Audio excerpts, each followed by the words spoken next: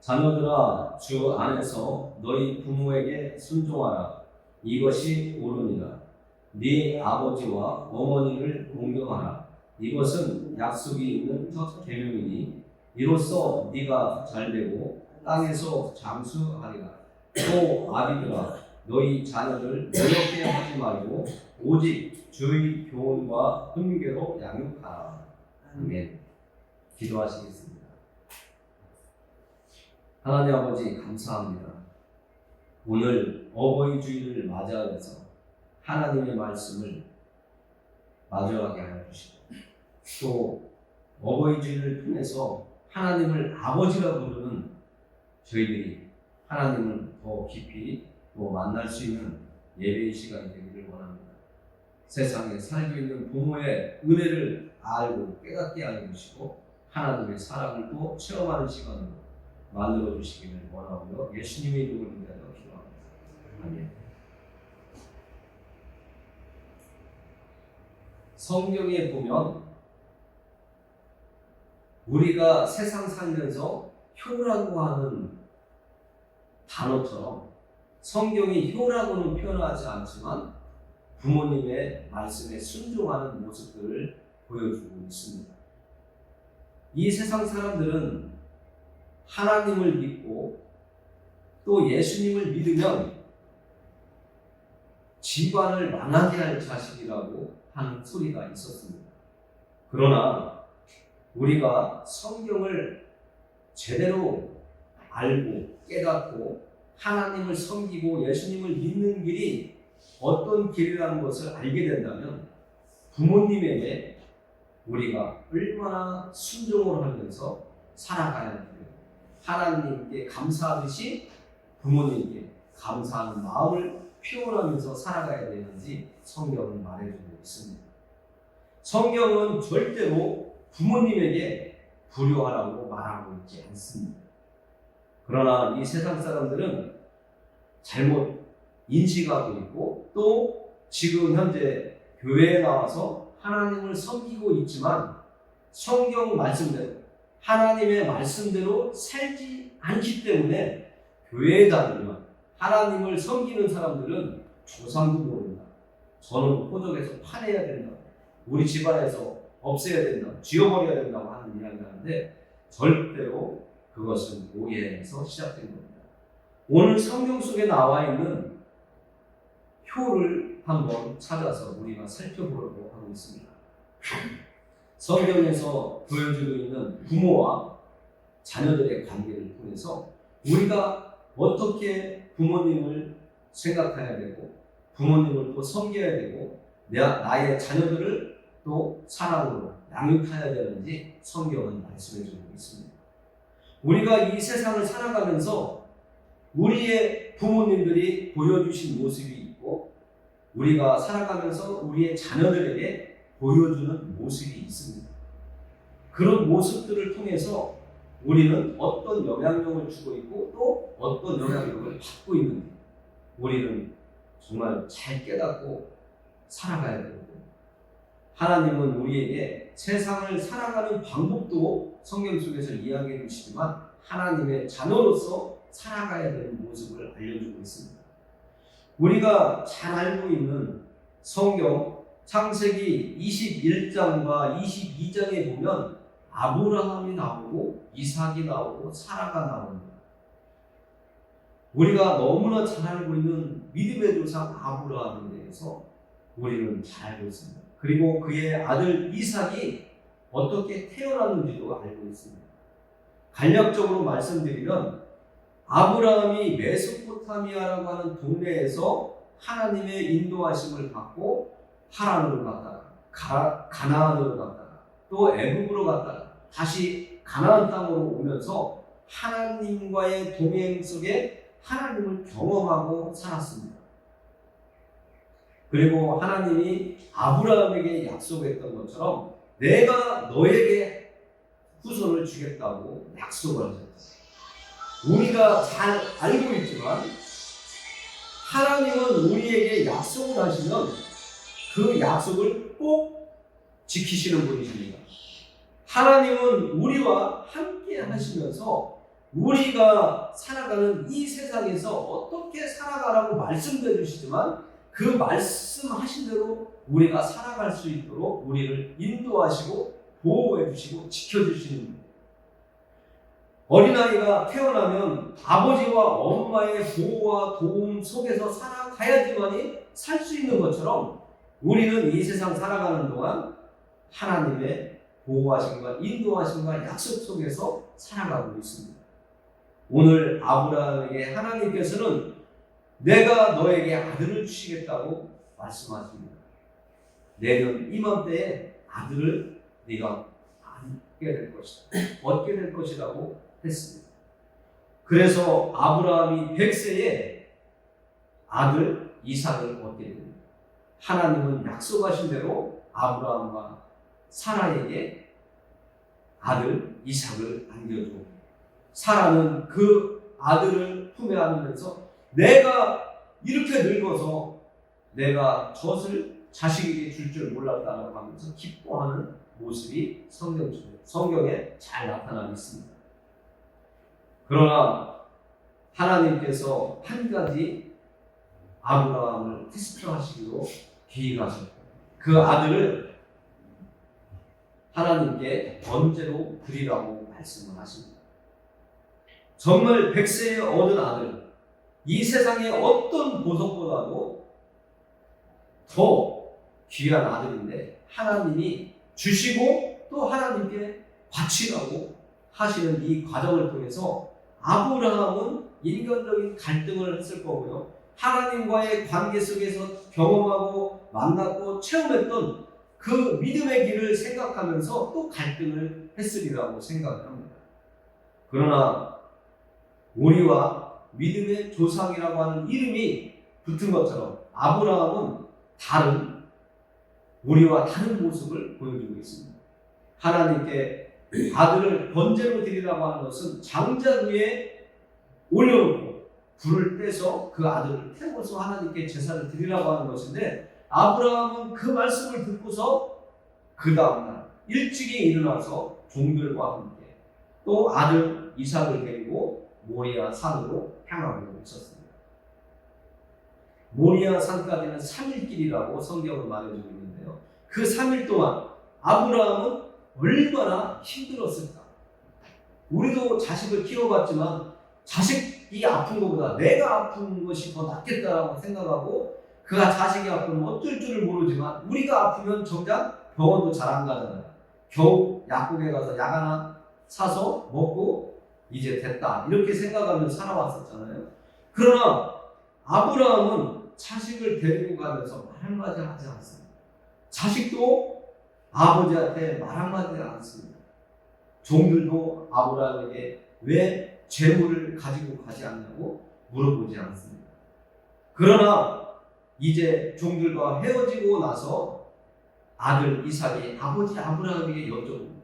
아버지, 하나님께 제사를 드리러 가는데 불도 있고 땔감도 있고 다 준비가 되었는데 재물이 없는데 왜 재물이 없습니까? 물어봅니다. 그때 아브라함은 아들에게 사실대로 이야기할 수도 있습니다. 하나님이 너를 재물로 드리라고 하더라. 이렇게 말씀을 할 수도 있지만 아브라함은 믿음의 말을 합니다. 하나님께서 재물을 친히 하나님을 위하여 준비할 것이라고 말씀하세요. 그 말씀을 또 믿고 이삭 아들은 아버지와 함께 모리아 산을 향하여 갑니다. 모리아 산에 도착한 아브라함, 번제를 드리기 위해서 나무를 장작을 다 쌓아놓고 그 위에 아들 이삭이 눕게 하고 손과 발과 다 묶고 그를 죽여서 하나님께 불태워서 제물로 제사를 드리려고 하는 행동까지 갔습니다. 그때 우리가 잘 알고 있는 것처럼 하나님이 아브라함을 부르죠. 아브라함아, 아브라함, 이삭에게 칼을 대지 말라. 하나님께서 아브라함 입에 넣어주신 것처럼 하나님께서 아브라함을 테스트하기 위해서 정말 하나님을 얼마나 잘 믿고 의지하고 하나님 말씀에 순종하는지 확인하시고 싶어서 아들 이삭을 하나님께 드리라고 한 것이지, 아브라함이 이삭을 죽여서 정말 불태워서 하나님께 드리려고 한 것은 아니라는 것을 우리는 성경을 통해서 또 알 수가 있습니다. 우리도 누군가에게 일을 시킬 때 저 사람이 내가 한 말대로 정말로 잘 그 일을 행하는지 아니 행하는지 확인하고 싶을 때가 있잖아요. 그것처럼 하나님도 아브라함의 믿음을 확인하시려고 시험을 하셨다는 것입니다. 아브라함의 말처럼 하나님께서는 이삭 대신에 양을 한 마리 준비하셔서 풀에 걸려서 있게 해 주셨습니다. 아브라함이 그 양을 보고 그 양을 끌어다가 잡아서 하나님께 제사를 드렸다고 성경은 말씀해 주고 있는데요. 여기에서 아브라함이 하나님 아버지께, 우리가 하나님을 아버지라고 부르고 우리는 하나님의 아들이요 딸이라고 하는 것처럼, 이 아브라함이 하나님 아버지의 말씀에 순종해서 그의 아들을 번제드리기 위해서 여행길을 떠났지만 이 아버지보다도 아들 이삭 편에서 오늘 우리가 한번 생각해보고 싶은 거예요. 아들 이삭은 아버지의 어떤 모습을 보고 자랐을까? 또 아브라함은 아들 이삭에게 어떤 믿음의 모습을 보여주었기에 아들 이삭이 나무장작을 쌓아놓고 그 위에 누우라고 하니까 눕고, 손과 발을 묶으니까 그냥 그대로 묶이고, 이런 모습을 이삭이 할 수 있었을까? 아버지가 아들 이삭에게 어떤 모습을 보여줬길래 정말 궁금해요. 저도 자녀들을 키우고 있기 때문에 항상 생각하는 게 있어요. 내가 어떻게 하면 자녀들에게 좋은 영향력 있는 아빠가 될 수 있을까? 아빠가 한마디 하면 아들들이 믿어주고 아빠의 말에 순종하며 움직일까? 이런 고민을 가끔 합니다. 어릴 때에는 무조건 말만 하면 따라오던 그 아들, 조금 자라면서 자기 생각들이 커지기 시작하면서 이야기를 하면 어린아이 같지 않고 자기의 주장을 하는 이야기를 하죠.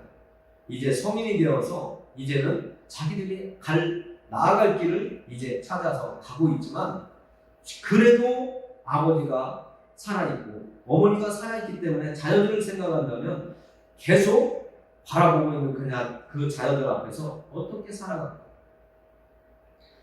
아버지로서 어머니로서 잘못된 행동을 한다면 자녀들에게 미칠 영향력을 생각을 아니할 수 없기 때문에 그렇습니다. 그래서 우리는 이 아브라함과 이삭을 보면서 아브라함이 하나님 아버지께 순종하는 모습과 아버지 아브라함에게 말 한마디 반항하지 않고 아버지의 말에 순종한 이삭을 보면서 오늘 에베소서 6장 1절에서 하나님께서 우리에게 주신 것처럼 자녀들아 주 안에서 너희 부모에게 순종하라, 이것이 옳으리라 하고 하신 이 말씀이 우리 안에 정말 확실하게 잘 잡혀 있었으면 좋겠습니다. 그때에 우리의 자녀들, 우리의 형제들, 우리의 가족들이 하나님을 섬기는 우리의 모습을 보고 예수님을 믿고 따르는 우리의 삶을 바라보면서 그들에게 좋은 영향력이 가고 또 복음이 그들에게도 전달되어서 그들도 예수님을 믿고 하나님을 섬기고 정말 이 땅을 살아가다가 하나님 품에 안기는 그런 길을 가지 않을까, 이런 생각을 합니다.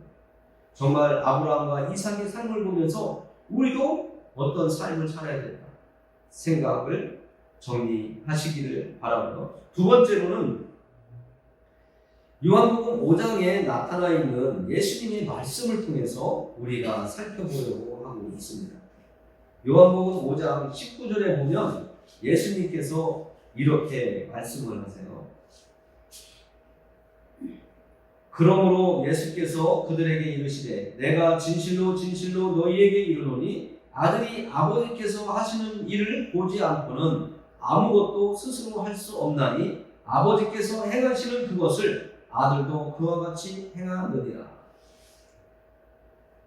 좀 전 앞서에서는 아브라함이 이삭 앞에서 행하는 삶의 모습을 보면서 이삭이 아버지를 믿고 따르고 아버지의 말씀에 순종하는 모습을 말씀을 드렸지만, 지금은 예수님께서 하나님 아버지의 말씀을 또 행동을 보면서 나도 아버지께서 행하시는 것을 보고 이 땅에 온 나도 아버지께서 행하신 대로 행한다라고 말씀을 하고 있습니다.